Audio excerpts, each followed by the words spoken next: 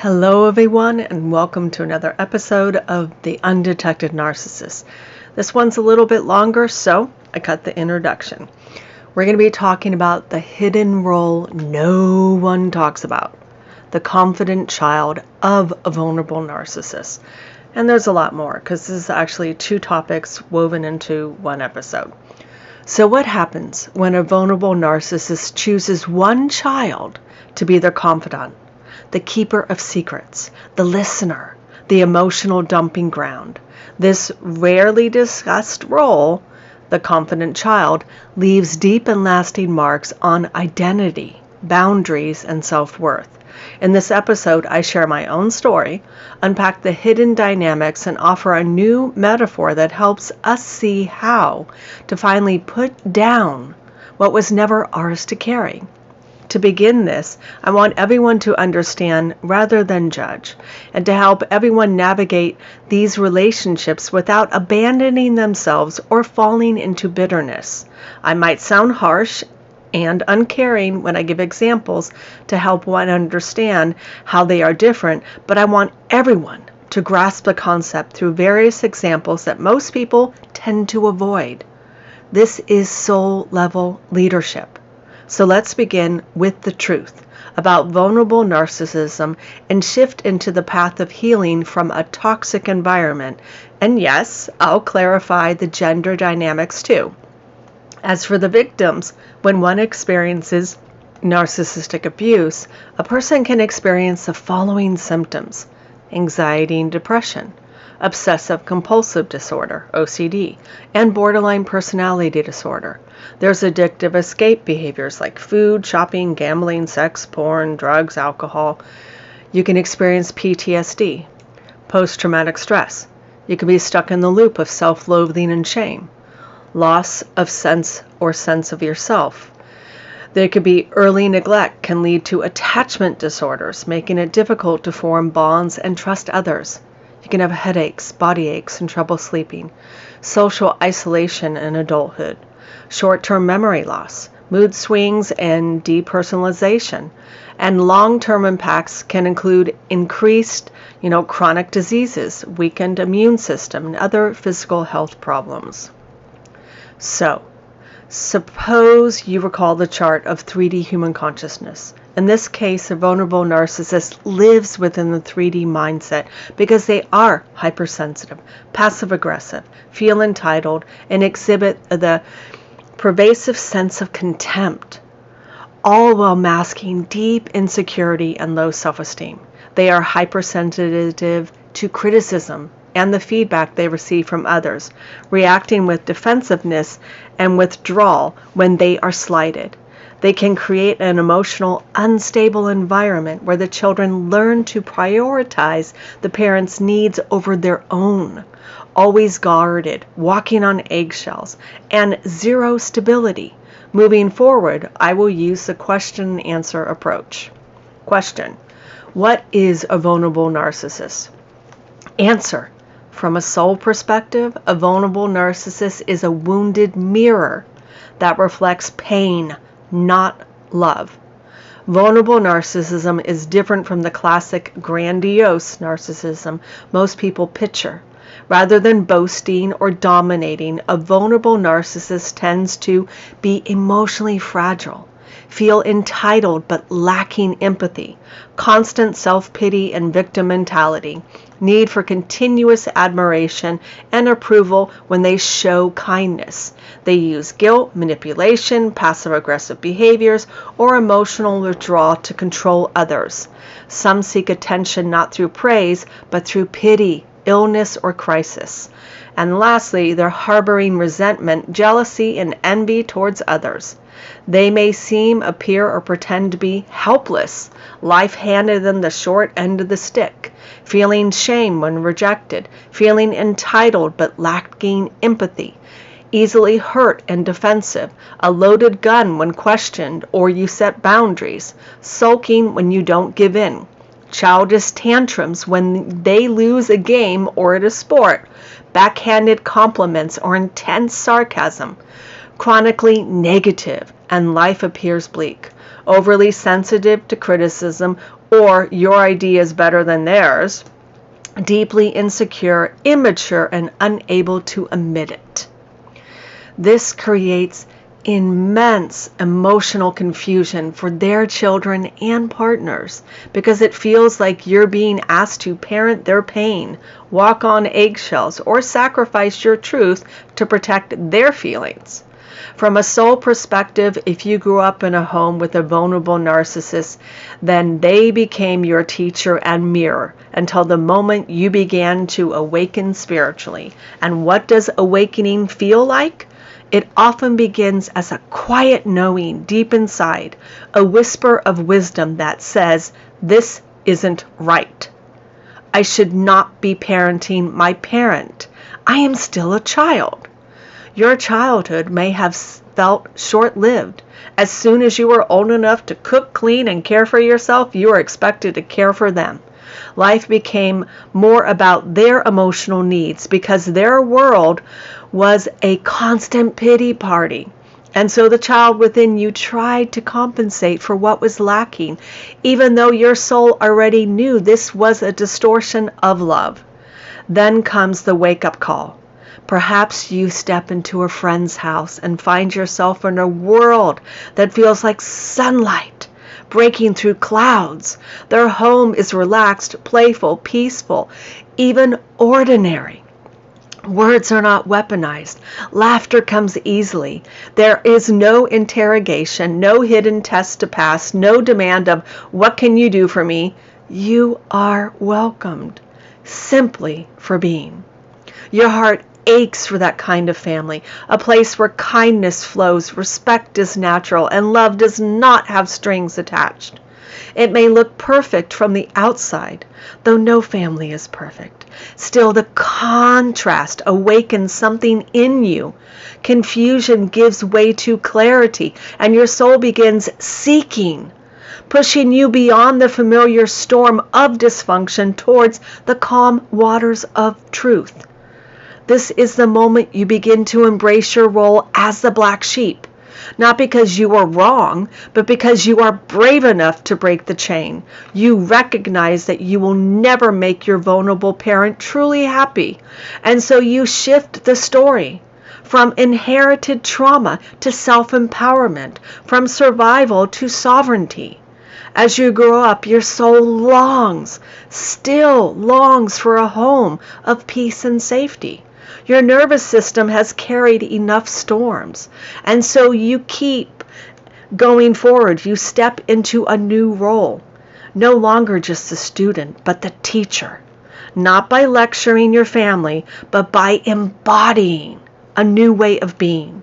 You choose calm over chaos, truth over illusion, peace over pain, because your soul was never here to master dysfunction. It came to master love. And when you answer that call, you step fully into freedom. Question: are most vulnerable narcissists women? Answer: here's the honest, compassionate answer from my audience. Both men and women can be vulnerable narcissists, but women are more often socialized to express narcissistic traits in covert or emotionally manipulative ways, rather than aggressive or overt ones. Due to gender norms, female narcissists may use emotional enmeshment, like, "You're all I have," employ guilt, like, "After everything I did for you." They depend on being seen as a martyr or victim, and they weaponize their frailty or illnesses to avoid responsibility. While not always the case, vulnerable narcissism often shows up in women, mothers, grandmothers, or emotionally dependent partners. But in my childhood, it was my father who embodied vulnerable narcissism. He was extremely passive-aggressive, especially if you didn't show him with exaggerated gratitude for even the smallest acts. For example, if he bought a box of cereal with a coupon, a cereal none of us liked or ate, and we didn't gush with appreciation, life quickly turned to hell. He would force us to eat it, and if we complained, we became the problem. He spent his hard-earned money on that cereal, and therefore we should be grateful. Guilt was weaponized. It was. Guilt was his weapon of choice, handed out like candy on Halloween. He was always the victim of someone or something, and if we didn't sit and listen to his endless trauma-dumping stories of his failed marriage, feud with coworkers, or how his father hated him, then punishment followed. Mental, emotional, or physical abuse became the consequences. All that repressed anger and rage always had to land somewhere. There were clear patterns to his behavior. Pattern 1, escalation. Having a rational, heart-centered conversation with him was nearly impossible. He had been raised to bury emotions, never to talk about them. As a vulnerable narcissist, he avoided shame at all cost. That meant he never took responsibility for his actions. Instead, he escalated the smallest disagreement into a major argument, twisting the story with gaslighting and blame shifting until suddenly you had started it. He would end it with force, emotional, mental, or physical. Pattern 2, baiting and reactive abuse. He would intentionally provoke, pushing buttons until someone snapped. Then, when we finally reacted, he had his, quote, proof. Everyone's nervous system flipped into flight or fight, which gave him the validation he craved, a reason to unleash his repressed rage. Pattern 3, violence and dysfunctional satisfaction. It always ended the same way, with violence. Sometimes with words, sometimes with fists, always with wounds that cut deep. For us, regret, humiliation, and heartbreak. For him, twisted sense of satisfaction, as if he was justified, as if we had asked for it. One painful example stands out. He would bait my younger brothers into fighting, saying, quote, "If you want to fight me, then fight me like a man." But they were still just children, teenagers at most, not adults. That's the heart of the dysfunction. Confusing abuse with love, projecting unhealed pain onto our own children. This wasn't love. It was trauma, recycled. It was wounds handed down, disfigured and disguised as fatherhood. Question: what it feels like to be raised by a vulnerable narcissist? Answer: the list of what you feel is long. You feel responsible for their happiness, and you feel guilty setting boundaries or saying no. In some ways, you feel unseen, and at times you are glad. You are invisible to avoid being abused. But you can't express it without them becoming deeply hurt or reactive. There is no stability, and your nervous system learns to become hypervigilant in order to survive.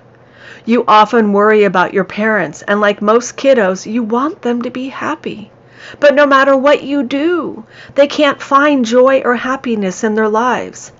Gifts, holidays, money, loans, acts of kindness, general support, vacations, and basically anything can become weaponized. Nothing is for free. And you owe me mindset.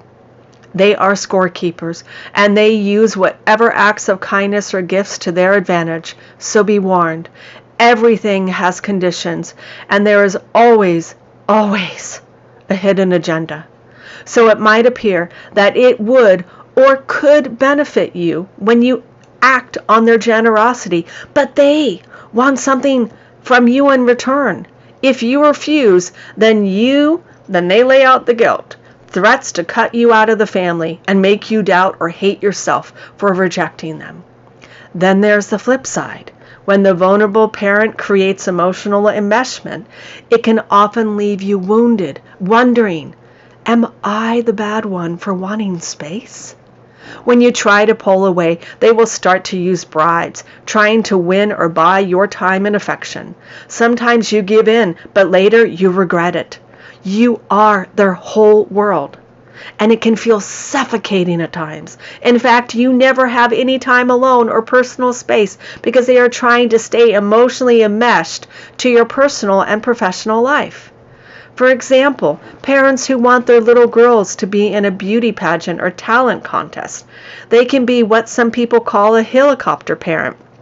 If you're not familiar with that term, a helicopter parent is an overly involved parent who hovers over their child.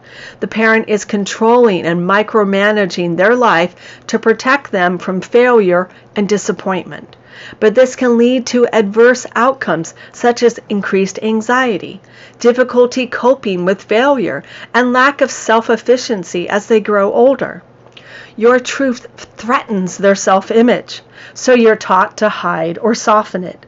Some might see your light and be threatened by it, as well as your courage, beauty, skills, talent, resilience, and determination in life. Some will try to break you. They'll try to break you even harder because they know deep down inside that one day you will cut off all ties from them when you start to wake up, as if they know you are different, better than them, wiser, stronger in spirit. They know you are the chain breaker of generational trauma, and that can seem as a threat. So it is a test to see if you can break free and find yourself, or will you sell your soul, allowing their guilt, threats, and money to control you. Here's a perfect example. A friend of mine struggling with his vulnerable mother. She calls him like 6 times a day, sometimes more. She relies on him for everything because he is a people pleaser, and she is aware of it. So she played the helpless victim, despite having a husband to take care of her. Everything is about her. If you become sick, your illness is used to gain sympathy and support from others because she is struggling with your disease. So the focus is off you, but all on her. Even when she's feeling lazy and doesn't want to get in the car to pick up some fast food, she'll still call him. "I need you to go to McDonald's. I'm hungry," she says. If he refuses, she will employ various forms of guilt, playing the poor little me card. She knew he was trying to avoid fast food, was morbidly obese and diabetic. He should not be eating fast food, but she does not care. But most of the time, he gives in to shut her up after she feeds him a handful of guilt. Of course, she pays for the food, but he fears speaking his truth to request a healthier alternative. One day, he bought himself a hamburger and then decided to give it to her. He was going home and he wanted to eat something healthy. So as he said goodbye and gave her a kiss, when he turned and walked away, she exploded. She felt abandoned and rejected by him. She must have thought, quote, "How dare he make me eat dinner alone?" So she threw the hamburger and hit him in the head in a fit of anger, yelling that he was ungrateful, saying, "You always leave me as soon as I buy you something. What is wrong with you? After everything I do for you, you better eat it. Sit down. I paid for it, you ungrateful asshole." Yeah, she called him that. Talk about crazy. Therefore, I have been working with him to establish 14 skills because he feels he cannot end the relationship with his mother. Here we go. Set clear, healthy boundaries. To anticipate grief because she will push back. Distance himself from the chaos. Screen your phone calls. When she acts out, stop and reflect on what you learned. Begin to push her outside of his inner circle and create a superficial relationship. Stop oversharing because it always is a trap. Offer a nugget of truth and then redirect. Set a time limit on how long you will be in her presence. Learn to redirect her insults and questions. When she offers you anything, stop and ask yourself, is it worth it? What price will you pay mentally, emotionally, physically, or spiritually? Avoid retaliation and learn to be unresponsive. And most importantly, do not allow her to trauma dump or complain about everyone and everything. And lastly, redirect. Change the subject quickly and leave. Sometimes it works, and other times he gives in. It is a work in progress. So take each day as a new opportunity to save your sanity. Question: what is a somatic narcissist? Answer: a somatic narcissist is a sub-classification of narcissism characterized by an obsessive preoccupation of their physical appearance, body, and attractiveness as a primary source of self-worth or narcissistic supply. I share this because my father had this trait. He gained a sense of superiority and entitlement when his exceptional physique, using it to seek constant validation and attention, often through sexual validation, and was sensitive to any criticism of his body. Can anyone relate to being raised by someone like this? This was my father, and he always had negative comments to make about my body or compared my body to other women's imperfections. Question: does every vulnerable narcissist parent turn a child into their therapist? Answer: yes! Let's unpack this hidden truth because it is not widely written about. I tried Googling it. It was so hard to find this, so here we go. This information validates why you may feel old, tired, or responsible even as children. It also reframes what looks like intimacy as actually the exploitation of empathy. Here we go. The parentified confidant role. This isn't just parification. It is the traditional sense, it's not the traditional sense like cooking, cleaning, caretaking. It's a deeper emotional exploitation because the child becomes the narcissist's emotional regulator. Vulnerable narcissists often escalate between needing admiration and collapsing into victimhood. When they collapse, they desperately seek a container for their pain. In families with multiple children, they may unconsciously assign one child the role of therapist, the one who will sit, listen, and absorb the trauma narrative. That was me. Why they choose one child. Temperament match. That's number one. The chosen child is often the most empathetic, sensitive, or attuned to others' moods. 2. Projection of self. Sometimes the child reminds the narcissist of themselves or is seen as capable of carrying the weight. And number 3, family dynamics.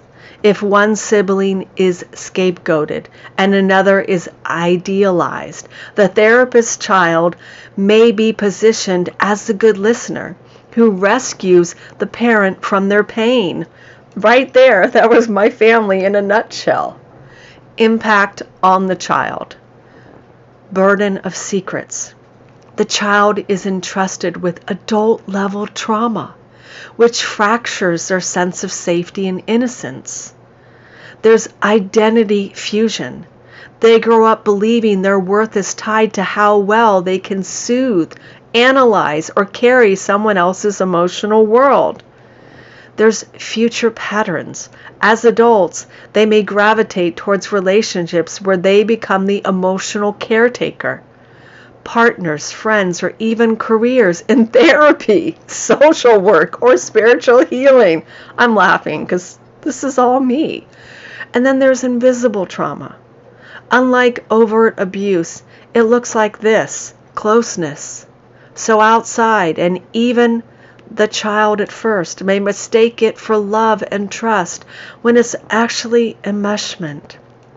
How it differs from one narcissistic roles. Scapegoat. The scapegoat absorbs blame. The golden child absorbs the projection of perfection.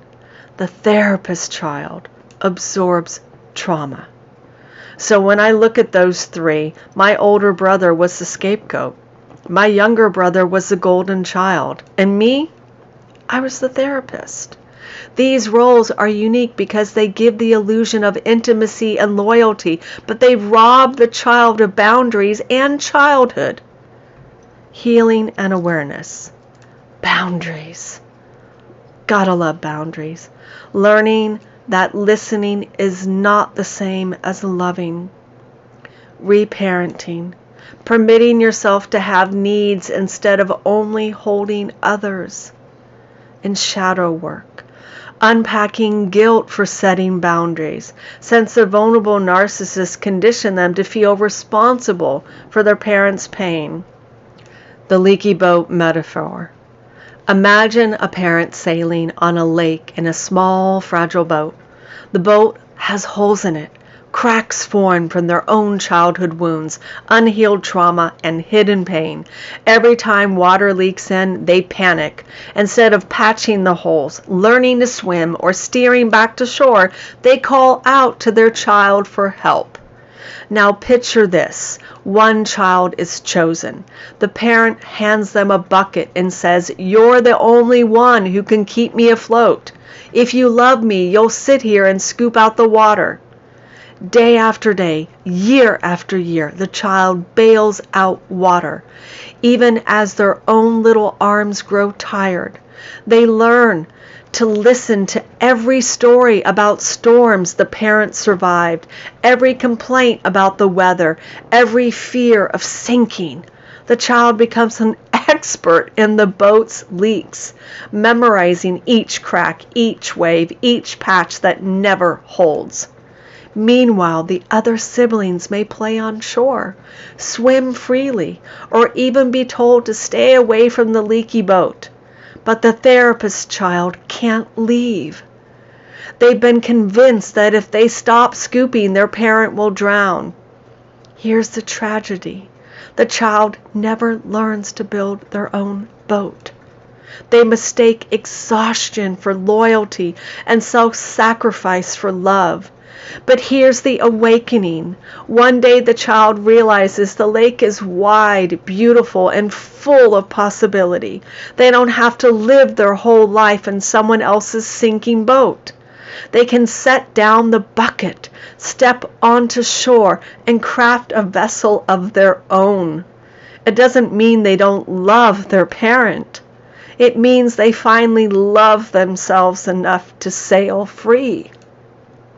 This metaphor shows the illusion of intimacy, being the chosen helper, the burden of responsibility, keeping the parent afloat, the loss of self, never building their own life/boat,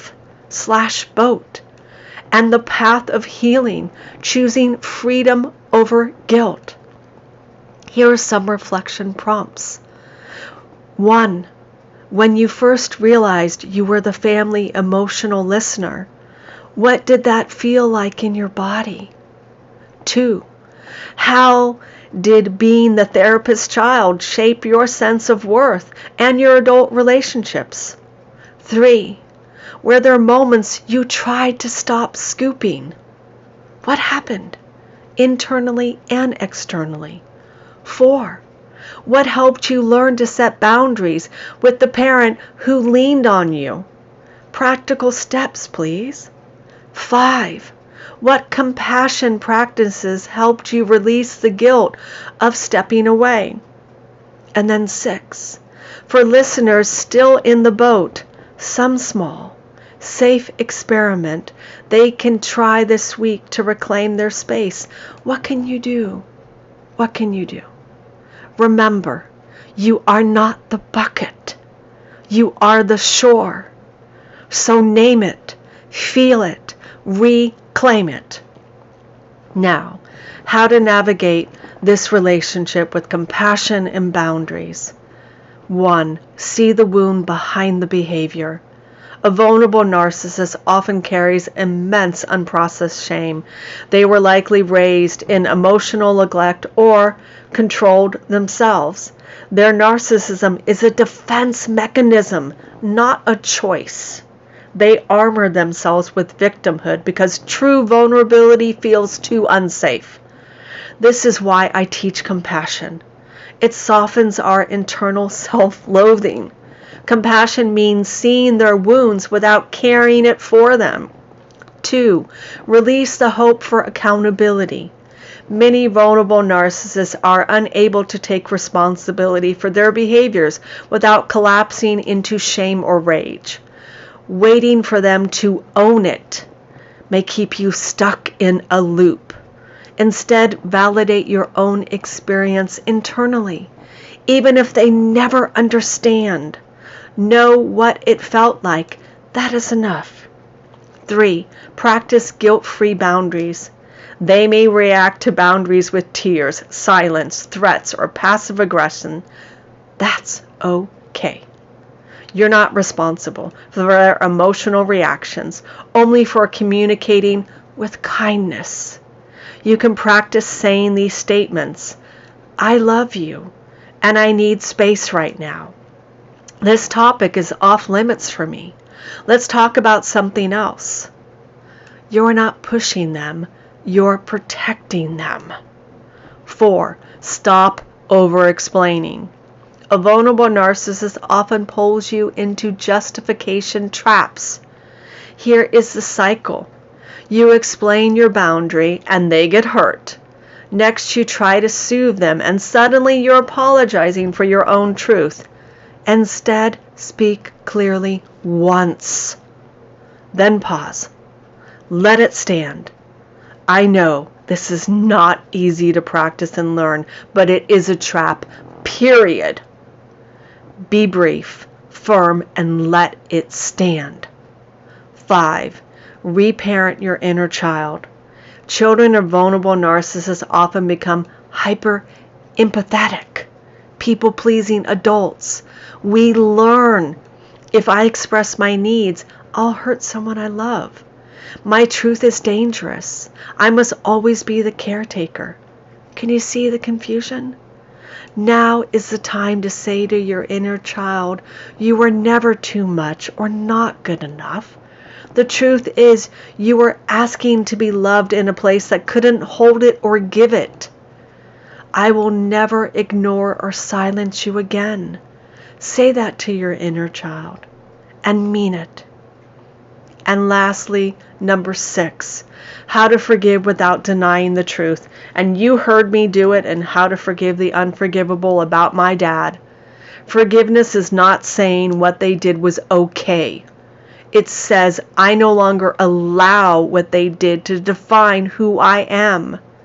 You can forgive their pain without forgetting your own. You can show compassion without collapsing your boundaries. And you can honor your humanity without denying their harm. That is sovereign forgiveness. Final message. Your mother's or father's wounds are not your burden. Your truth is not betrayal. You are allowed to protect your peace, speak your truth, and love from a distance. Genuine compassion includes yourself. Now, the path to healing from a toxic environment. Humans are shaped by their environment, especially the early ones. A toxic home marked by emotional neglect, control, chaos, criticism, or absence of safety teaches the nervous system that love is painful, inconsistent, or conditional. But here's the miracle. What was wired in can be unwired. What was learned can be unlearned. Healing is not about forgetting the past. It's about becoming conscious of what was once unconscious and choosing differently again and again with love. Let me walk with you through a compassionate, grounded path forward from survival to sovereignty. 1. Build inner safety first, before external shifts. You cannot attract safe people in your inner world still runs on flight, or freeze. So how do you start? Daily grounding. You can stand barefoot in the earth. Feel the earth. Get grounded. Put your hands on your heart and even do deep belly breathing. Next one, you can speak to your inner child often. I do. I tell them, I've got you now. You're not alone. Next, normalized rest. Watch some YouTube videos about somatic exercises to untie the 12 knots of trauma. And there's a link in the blog post to that.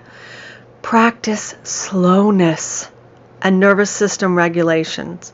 You are retraining your body to feel safe in safety.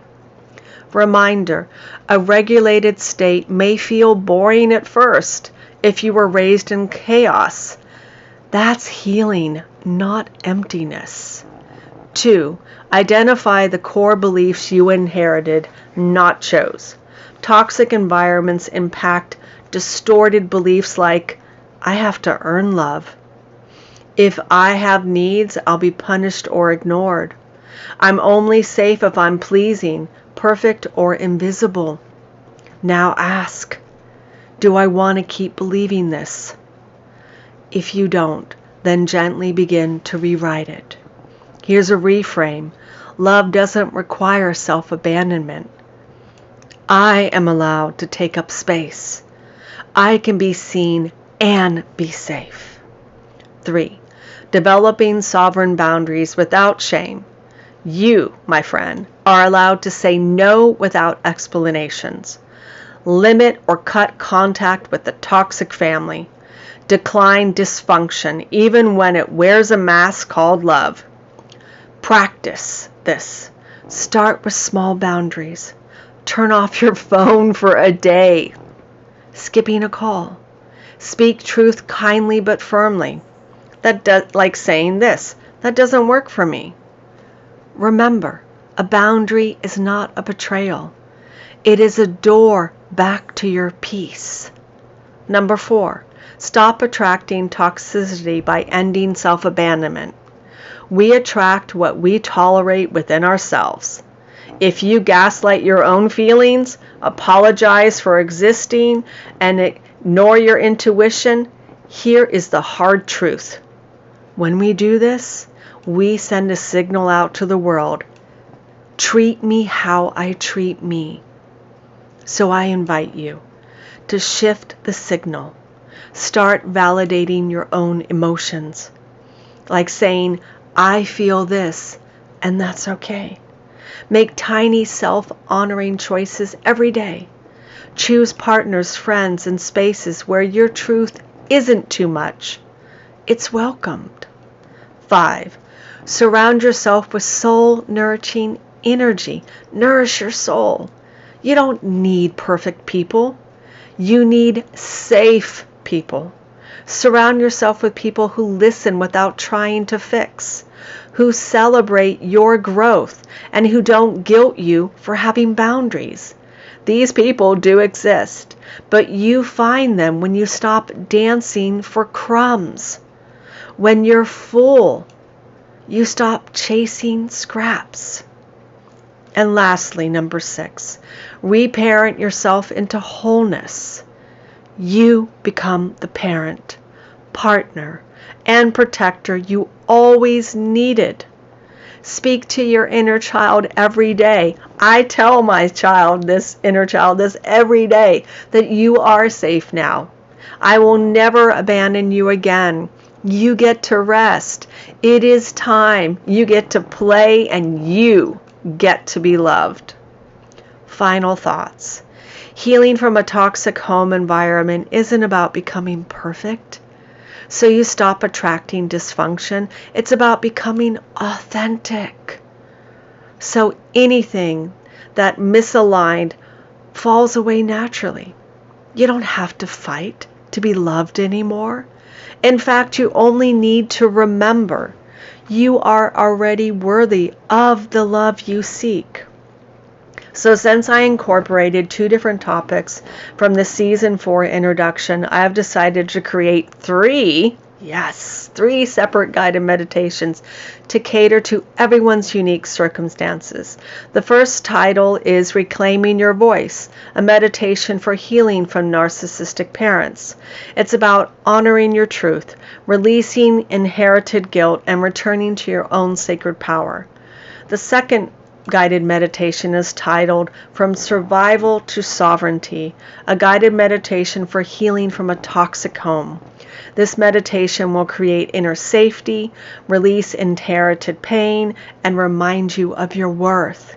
And then lastly, the third guided meditation is a 5-minute mini process titled Guided Reflection, Putting Down the Bucket. I need to give a trigger warning for listeners who may be currently overwhelmed. If you are in an acute crisis with a family member, please pause and only do this when you feel safe. You can listen to this mini process before engaging with a family member or after, maintaining your sanity and reflect on your recovery. So until next time, in love and light, Angela Meyer, Carrie Logan.